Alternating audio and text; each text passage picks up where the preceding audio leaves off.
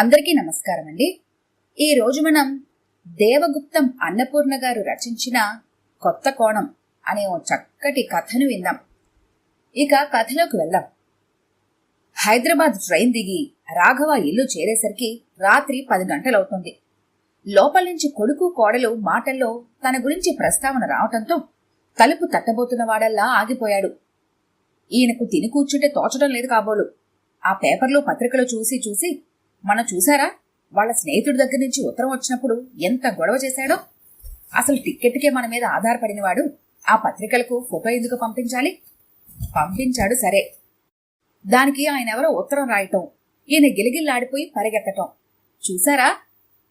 కోడలి మాటలకు కొడుకు అడ్డు చెప్పటం లేదు.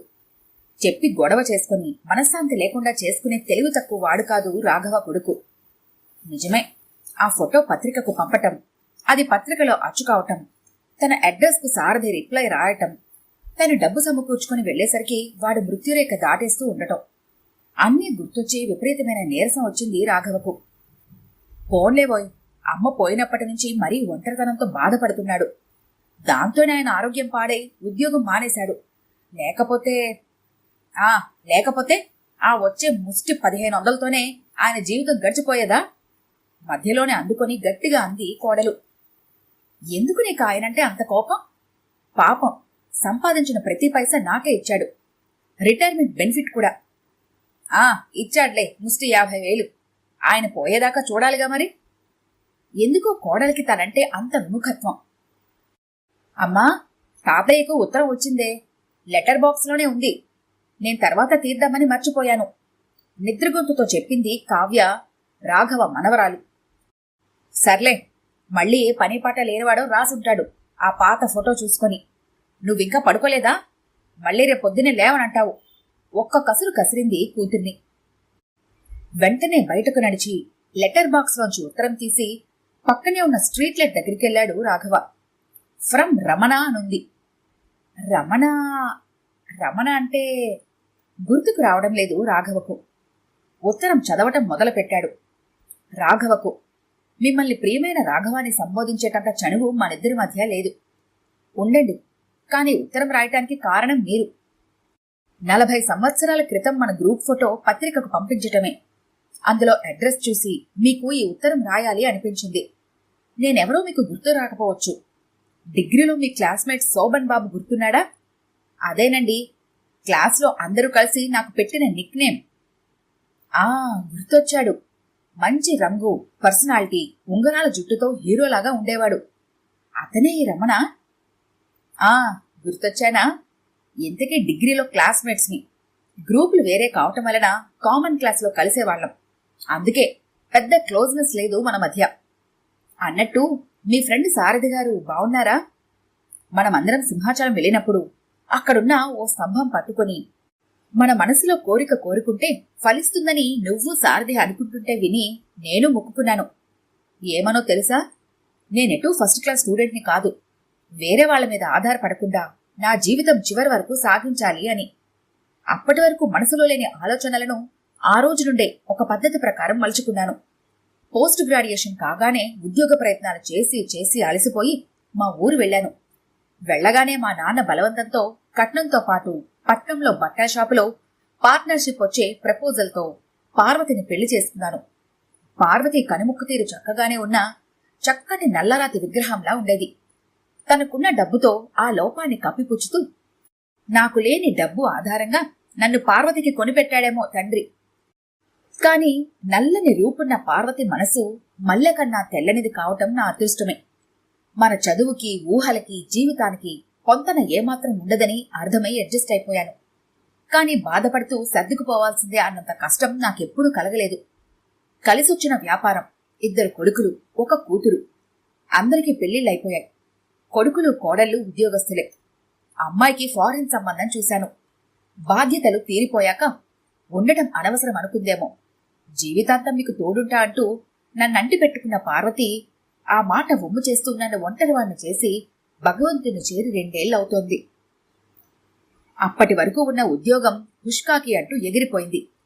పార్వతి పోయిన డిప్రెషన్ వలనే క్రమక్రమంగా నా ఆరోగ్యం పాడవుతోంది. షాప్ సరిగ్గా చూసుకోలేకపోతున్నాను. అంతా అమ్మేసేద్దాం అనుకుంటున్నా. నా అనారోగ్యంతో ఇప్పుడిప్పుడే కోడళ్ల నుండి విమర్శలు మొదలవుతున్నాయి.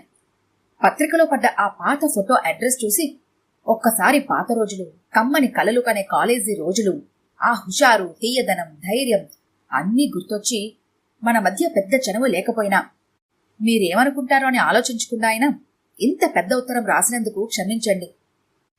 అప్పటి మన మధ్య ఉన్న దూరం వల్ల అక్కడక్కడ మీరు అని, ఆ జ్ఞాపకాల ఆర్ద్రత వల్ల కొన్ని చోట్ల నువ్వు అని రాశాను.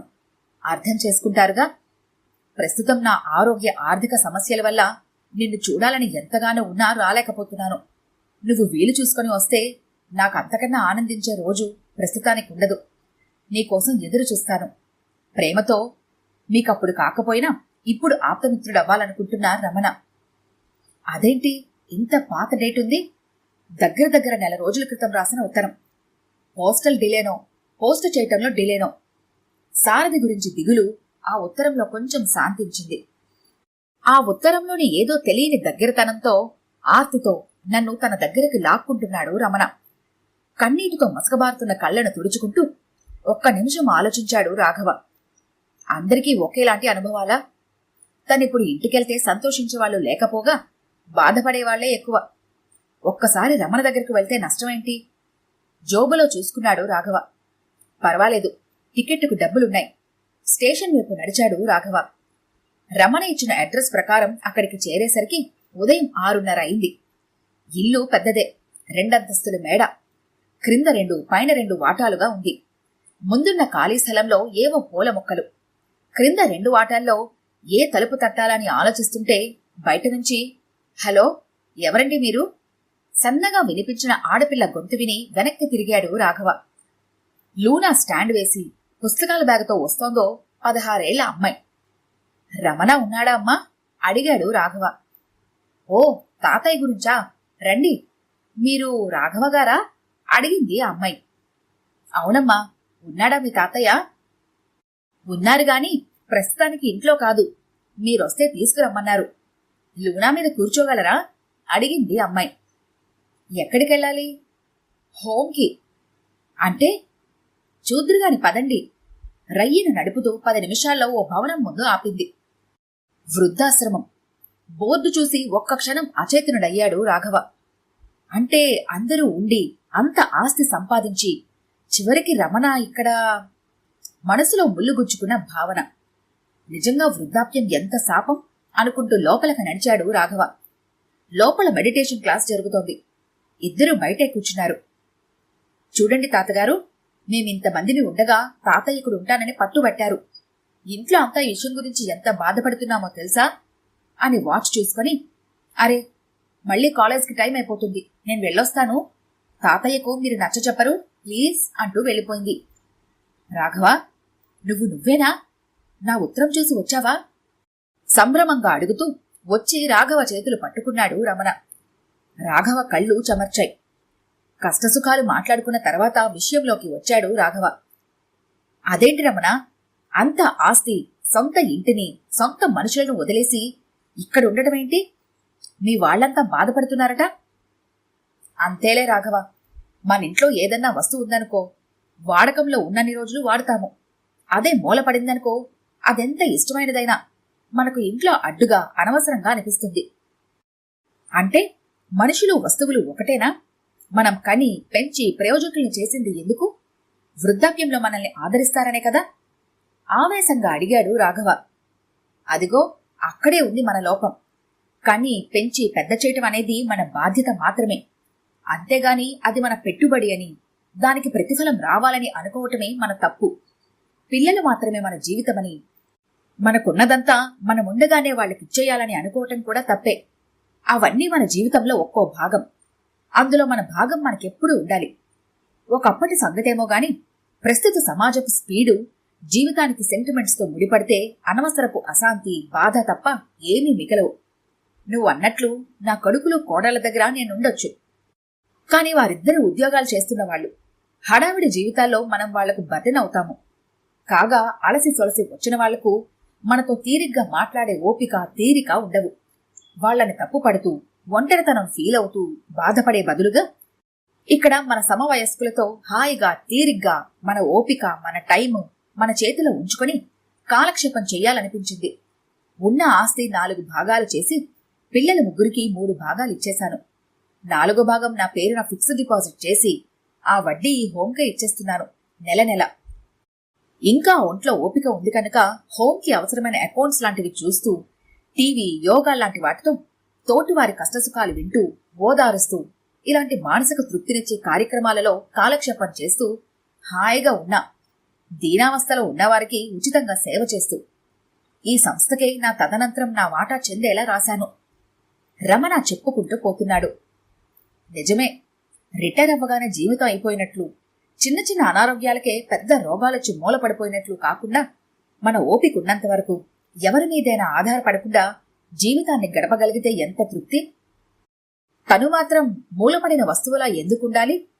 తనకంటూ పైసా లేకపోవచ్చు, కాని ఒంట్లో కాస్త కూస్తో శక్తి ఉంది.